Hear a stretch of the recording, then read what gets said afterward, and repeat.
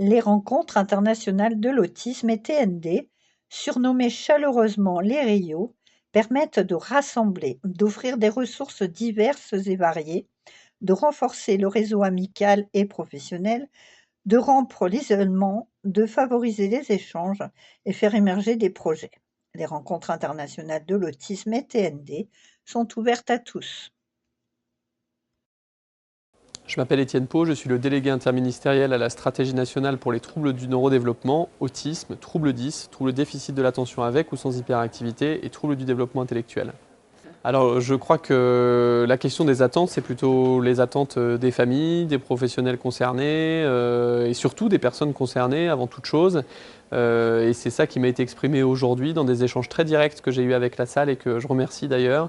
Moi, mon objectif, il est plutôt de répondre à ces attentes en tant que délégué interministériel qui porte cette stratégie nationale. Ça veut dire trouver plus de solutions et faire bouger l'ensemble globalement de l'offre médico-sociale qui accompagne des personnes avec des troubles du neurodéveloppement, mais pas que. C'est aussi des enjeux autour du repérage et du diagnostic précoce. C'est aussi des enjeux autour des âges de transition qui sont parfois difficiles, notamment pour les 15-25 ans.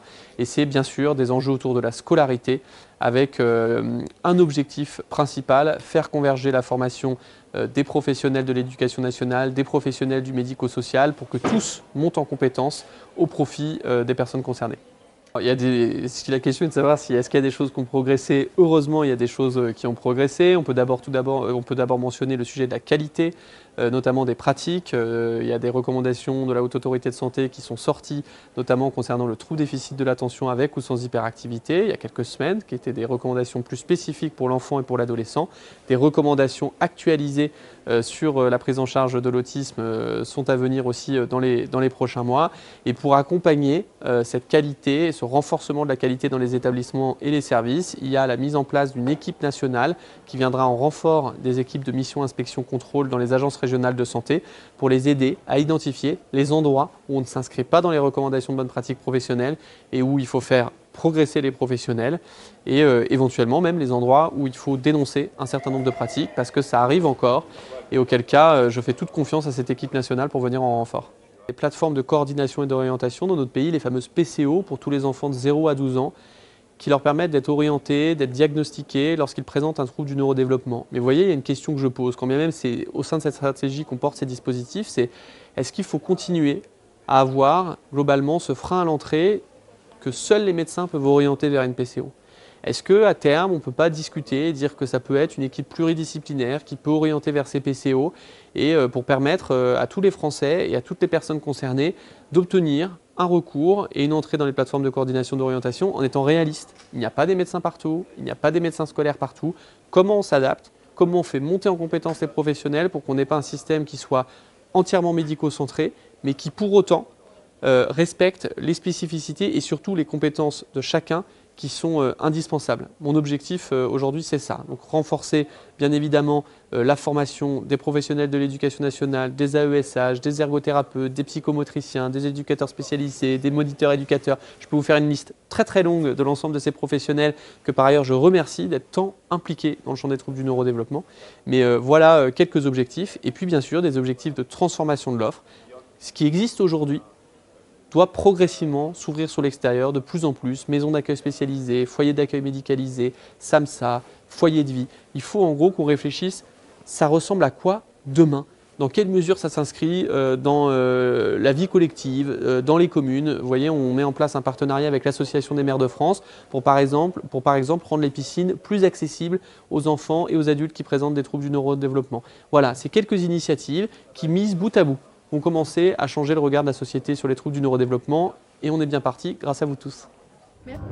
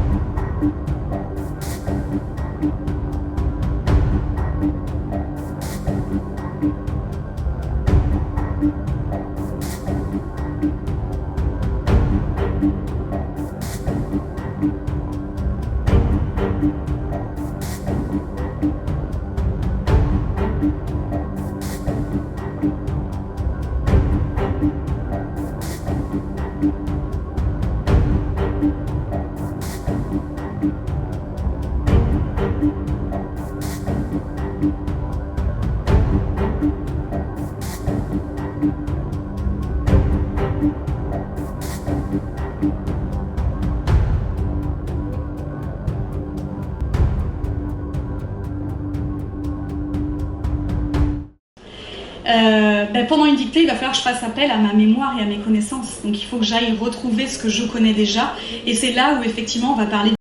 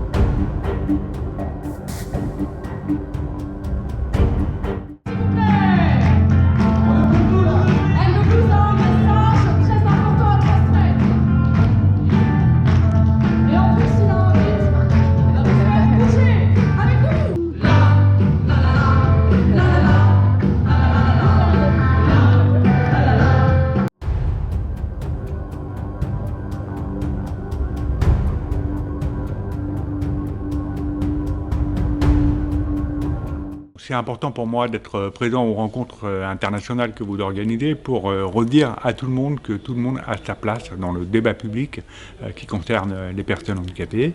C'est qu'on essaye de porter avec le TNTPH pour que les personnes concernées puissent pleinement participer donc, au choix qu'on doit faire collectivement dans notre société et faire en sorte que le droit commun soit accessible à tout le monde.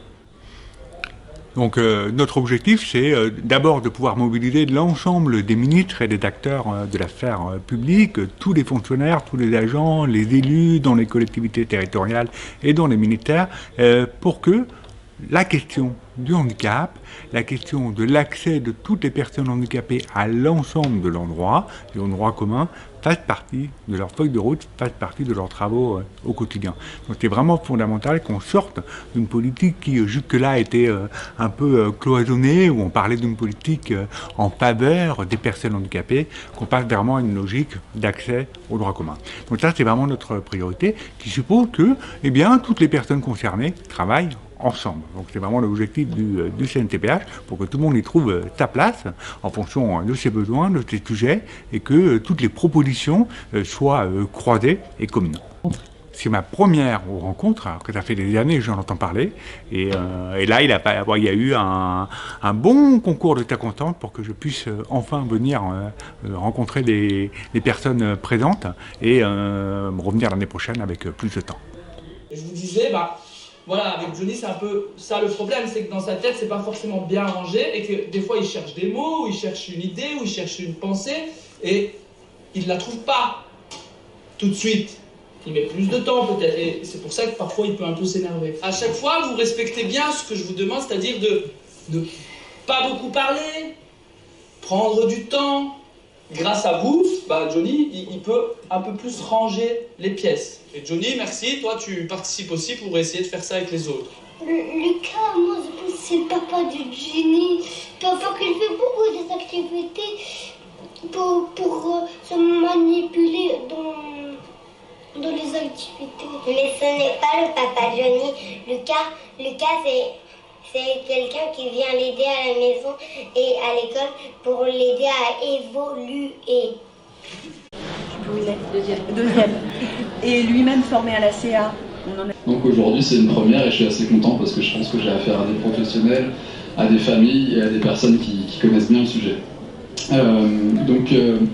Pour démarrer, je vais me présenter, je m'appelle Jean-Baptiste Kerr et donc je suis éducateur spécialisé et le fondateur du projet Tech Care. Ce que ce type de pitch permet peut-être de réaliser, c'est de faire ressortir des pépites et essayer de les encourager à devenir des montagnes. Voilà.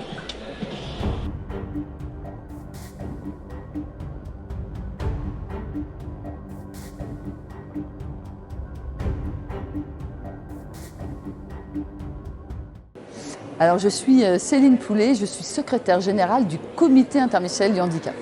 Au niveau du secrétariat général du comité interministériel du handicap, en fait, on travaille sur la coordination des politiques interministérielles. Alors, ça fait un grand mot, hein. C'est-à-dire qu'en fait, on essaye d'améliorer en fait le quotidien des personnes en situation de handicap dans tous les domaines de vie. Donc, que ce soit à l'éducation nationale, l'emploi, que ce soit dans le logement, les mobilités. Et ce qui nous intéresse évidemment, c'est de venir rencontrer les personnes pour savoir si les politiques avancent, qu'est-ce qui n'avance pas, pour aller puiser aussi leur expertise, qu'est-ce qu'ils nous disent en définitive de ce qu'il faudrait faire mieux. Et nous, en fait, dans l'architecture que l'on a en termes de politique publique, donc on a ces fameuses grandes briques de politique publique, et ensuite c'est dans cette grande brique, qu'est-ce qu'il faut en fait spécifier pour des personnes avec autisme, des personnes avec des TDAH, des personnes avec une paralysie cérébrale, etc. Donc c'est d'aller au contact, parce que ça, ces rencontres-là sont extrêmement importantes parce que c'est international, donc c'est intéressant d'aller voir ce que, évidemment, les personnes ici vont nous dire, hein, très concrètement, ce que les parents nous disent aussi, et on voit ô combien, en fait, ils sont source d'inspiration sur tout le regard qu'ils posent sur les politiques publiques de manière générale, et puis d'aller aussi, on rencontre aussi de l'international, qu'est-ce qui est fait ailleurs pour pouvoir aussi l'implémenter dans les politiques que l'on mène. Donc moi je recherche beaucoup, c'est souvent les choses que l'on a fait, c'est dire voilà, on a fait ça, qu'est-ce que vous en pensez? Là non, il faut réajuster, ou quelquefois, ça arrive quand même, de dire voilà, ça va dans le bon sens, il faut aller encore plus vite, et voilà comment on peut vous aider en fait à aller plus vite. Parce qu'en fait, nous on pense vraiment au niveau du secrétariat général qu'on ne peut rien faire sans les personnes elles-mêmes, sans les personnes en situation de handicap elles-mêmes, et sans les familles, c'est impossible. Pour vous donner un exemple, là tout à l'heure il y a l'intervention de Marie Rabatel sur les violences à l'encontre des femmes en situation de handicap. Tous les travaux qui ont été menés avec Marie Rabatel, par son expertise, par le regard très critique aussi qu'elle peut poser sur les actions que l'on peut mener. Et c'est comme ça qu'on évolue, et c'est comme ça qu'on avance, et c'est comme ça, in fine, qu'on améliore en fait le quotidien des personnes, et surtout qu'on fait société ensemble.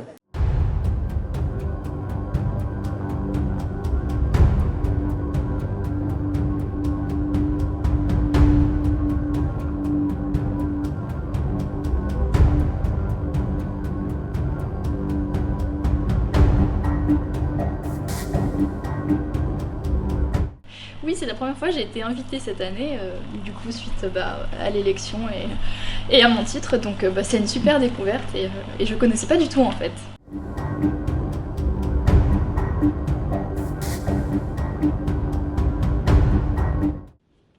Dans la salle d'attente chez un médecin, Pierre et ses parents attendent les résultats des démarches diagnostiques. D'autres enfants et leurs parents lisent en attendant sagement leur tour. Mon petit doigt me dit que les langues vont se délier.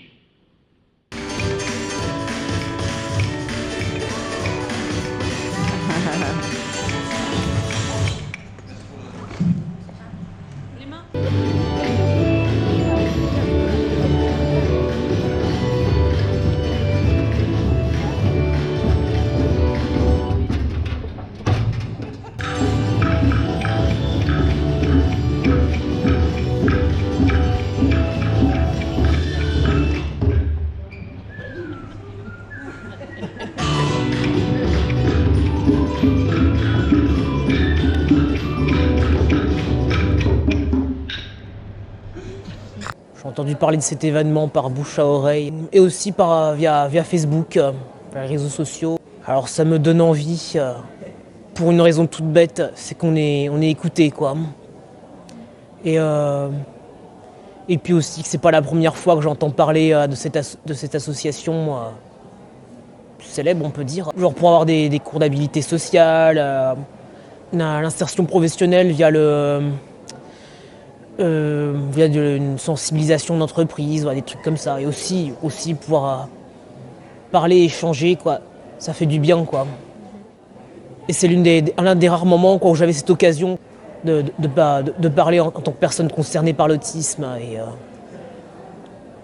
Et je me suis dit que je devais y aller. Je suis agent de restauration et j'ai pris une semaine de congé justement pour ça, quoi.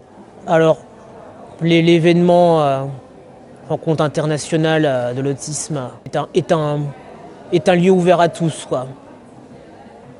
Tout le monde peut y aller, se renseigner, quoi.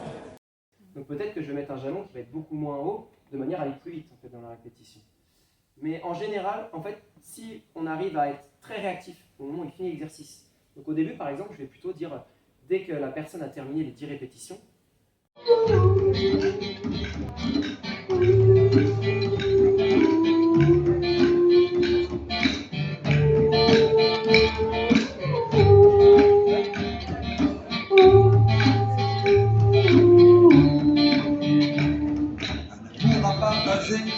inconditionnellement.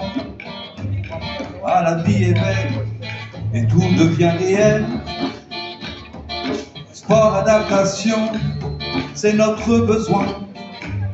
Épanouissement dans l'effort, on s'y joint. Refrain. Travailler ensemble, c'est la clé du succès. École pour tout le monde à tout âge, c'est vrai.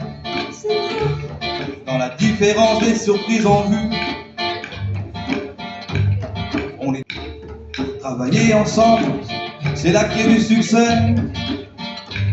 École pour tout le monde à tout âge, c'est vrai. Dans la différence des surprises en vue, on est tous uniques, on avance, c'est sûr. On avance, c'est sûr. Ouh.